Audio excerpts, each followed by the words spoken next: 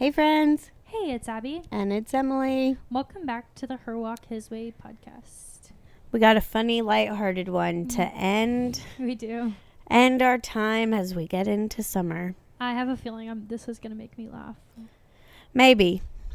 It might. Yeah. Well, basically, my toddler asked some out there questions Yeah. that I didn't have the answer to. I thought it through and I was like, these are really good questions, you know? Right. How do you answer these things? And so I did put some feelers out to my friends in the social media world of if they have any funny stories as well. Children are much smarter than we give them credit for. It's wild. So I figured today we could just take a little time and talk about them and laugh at them. Yes. I would enjoy that. And do our interpretations. One night I'm laying Lily down and she asked me where God gets his energy from to do everything. That is a good question. I was like, he is the energy. No, yeah, know? he created energy, I guess. But she's like, well, where does God get his energy from? Because he doesn't sleep. Yeah. And I was like, He's on the clock all the time. said, well, you're right. You're not wrong there. But then she went a step further and said, who protects her when Jesus sleeps? Because Jesus has to sleep, right? She's understanding God is fully man and fully God. Maybe. And that's not of my doing. That's really cool. Because she was like, Jesus has to sleep. Yeah. So who's going to protect me while Jesus is sleeping? Wow. Well, Jesus did sleep when he was here. But now that he's back in heaven, he doesn't sleep anymore. Yeah, right? But maybe it would be easiest to explain to her that he only chose to be a human for a little bit. Yeah. Like he only needed to sleep while he was here because he was choosing to be a human. Yeah. So that he could understand what we go through. Yeah. But that he doesn't really need to. It's crazy. Even so a small, just how little children, man, are so in tune. Now Lily prays for the love of Christ. She thanks God for the love of Christ. That's so cute. And then I have a friend. Lily asked one day why one of our friends doesn't have another baby. And I mentioned, they want one. Mm-hmm. So maybe we can pray for them. Yeah. And Kinsley was like, I'll do it. And she just right then and there was like, dear God, please give so-and-so a baby and let so-and-so be a big brother. Like it was just, I'm weeping in the car because her prayer was so precious. Lily prayed for Samuel last night and I cried because she was just like, please help Samuel just feel better and to love you always. And it was just precious. Like, I feel like kids don't get enough credit. Yeah. With relationship from the Lord. Well, Jesus gave them a lot of credit, actually. Right. But it's like now. Yeah. Yeah. Now it's like, I'm going to teach you all these things, when they might know more. Like, they have front row, like we all do, access to the Lord. Yeah. But they're just so naive. And like I feel like the world hasn't gotten to my kids yet. Yeah. To skew it, Yeah. And that's a lot of some of what people have shared with me. Someone said, when I was a nanny, one of the little girls asked me where babies come from. And I said that when a mommy and daddy want a baby, they pray to God, and he will sometimes bless them with one. She then followed up with, well, I'm going to pray that he doesn't give me babies. That is so funny.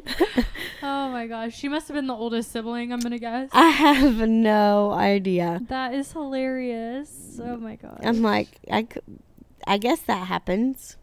Someone else said, Jesus loves me, and he is in my family. He's my brother. That's really sweet. It is super sweet. Let's see what's on the other one. Is there any that you've heard that you can share about? Oh, here's this one. I'm always around children, so I should have tons of them. Wow. When I'm put on the spot, I have a very hard time, though. That's fair. Let me see this one.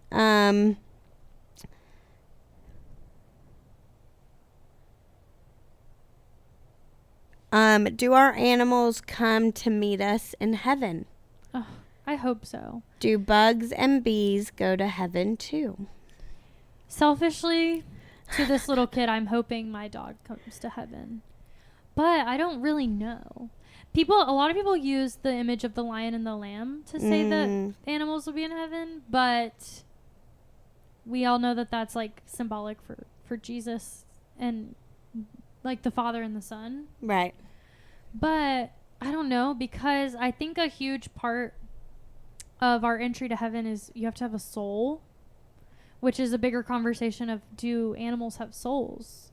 Because if so, then we need to be witnessing to them. Yeah. How? That's what the big dilemma would be. You know? Yeah. But also we're told like all of creation worships the Lord. The difference is we have free will. And so I would assume that either like angels, they are created for worship and strictly that, or, you know, Yeah. for God's plan and purpose. Whereas like we were also created for that, but we have souls, so we get free will. Okay. But that gets a little tricky to explain to a child. Absolutely. It's hard. It can be hard. Because the answer is we don't know. Yeah. It would be cool if they were there. I'd love that. But also, Jesus is going to reign from this earth again. And there will probably be animals there. So that's cool. Yeah. But it would probably be different animals. We're eternal beings, you know? So it's like, how do I know? Yeah. I tell my kids that our dog's in heaven. Yeah. I'm like, Lilu is in heaven running around. Yeah, girl. And now Juma's cat is in heaven with Lilu. And so it's why not? Why not? Yeah, I mean, for them to understand something moving out of this world in general is hard to grasp. Like, the concept of death is hard. Yeah. So I think it's helpful for them to assume that, like, oh, I'm going to go to heaven. When an animal dies, it goes to heaven. Absolutely. It's less difficult for them to understand that. And then when they get older, they'll be like, I don't know if they do or not. Yeah. It's one of those things that as you get older, it's like, oh, maybe not. Maybe it's fun to imagine it that way. I wonder, though, a little off topic, but I wonder, though, if someone could look at that or hear that, be like, well, that's a lie. Like, you're lying to your kid. Well, we don't know. Yeah. You just get to pick which one you believe. Mm-hmm. You know? It's not harmful, in my opinion. I don't think so either. Yeah. I get it, I guess. But it's like, I feel like there's some people in the world that are like, it has to be not logical, but like it has to be yes or no. Kind of, yeah. Like living in the gray isn't acceptable. Yeah. Well, maybe they aren't parents if they think that. I feel like parenting is a lot of gray area. Woo. Yeah. Sometimes you're compromising the little truths to make it through the day. It's true. That's very true. Children have a lot of questions, so it's hard to constantly. All the time. Questions all the time. Sometimes the gray is all you can manage to answer. Yeah. You know? Yeah. It's like, I don't know. Whatever. Yeah. For sure, they're in heaven. Truly. Next. Yeah. It's hard. I mean, my 5-year-old, she just turned 5, is comprehending Jesus dying on the cross for our sins. Oh, yeah. Yeah, like, our church is teaching it. And she has spit out more knowledge, not just Bible verses and cute dances. She hasn't shown me one cute dance or song from this new church, but she will spit some facts from scripture That's awesome. out at me, and I'm like, yes, queen, Yeah. I love this. Yeah. That's a really hard concept to understand, too. Which she might not fully understand it, you know? Yeah, but the fact that she understands the reason he was on the cross, you know, is pretty important. Now it's just my job to teach what sins are. And, like, Yeah. this is where the church doesn't raise our kids. I raise our kids. Yeah. And so teaching what sins are and moving forward from there. For sure. One said, one of my friends didn't know Jesus's dad's name, Joseph. She thought his name was David. You know, I think the Bible does kind of say that in a way. But that's because Jesus did come from the line of David. So I think it says son of David in a verse of sorts. But I think it's a prophecy referencing that Jesus was going to come from King David's line. So maybe that's where that came from. Maybe. That would make sense. Because Jesus is a direct descendant of David. So maybe that's where like the misconception came in. But that is really funny. Well, I also think Christmas is heavily focused on Mary. Oh, yeah. And they don't ever think about the dad. That Joseph is just kind of... Joseph is there. He played a Yeah. really big part accepting this woman who was going to be pregnant and For like sure. what society would think. But I do feel like the story of Jesus and a lot of what's emphasized is more Mary Yeah. more than Joseph's part, because Mary Yeah. carried the baby and Mary went and saw her cousin and just like all of these things about what Mary did with the baby Yeah. or while she was having the baby versus Joseph pulling any weight at all. That's true. It also reminds me of those people that are like, well, what is Jesus' last name? And I'm like, they didn't have last names, which is hard, but it's like, of Nazareth was his last name. But I've heard people ask that. It's like, so what was Jesus' last name? And some people say that his last name is Christ. And I'm like, no, that's not it. But whatever. Anyway, John it's just Christ. kind of funny to like imagine Yeah, the practical things about Jesus' life because we don't ever think about those. I know, because it was such a different... Like, did they have middle names, do you think? I doubt it. He probably came out and she said, this is Jesus. I don't know, That's you know? Like, Yeah. first name basis. Yeah, don't which know. also, like, I don't know how we got to the point where our last names are what they are now. But it used to be, like, Michael's son, if you're, like, the son of Michael. Do you know what I'm saying? Mm-hmm. Or, like, whatever occupation your family had. Or, like, that sort, like, farmer. Like, Joe Farmer. Oh, yeah. Like, okay. if your family was a farming family, that would be your last What name. would, like, dentist? I don't know. Well, maybe they didn't have dentists then. I don't know. But, like you can Google how your last name That's crazy. originated. Yeah. And it's like, I don't know. Some ancestry right there. I know. So I say that to say like they didn't have last names like we do now. But it's Yeah. weird to imagine that Yeah. there was a time like that. One other person, and I honestly think this last one, Okay. as I'm going through my references here. But this one, emotionally intelligent. Let me just say that. Let me just put that out there. My child always tends to relate the idea of God in a physical sense to the Lion King movie and how Simba saw his dad in the clouds, his face in the clouds. And my son always asks me why we can't see Jesus the way Simba saw Mufasa. He often assumes if we can't see a face in the sky that God isn't there. Well, I would tell her that the Lion King does show that when Simba looks in his reflection in the water, he sees his father's image. Which is, I think, a lot more Disney movies than you realize have biblical Boom. imagery. Because I think I heard that in a sermon before.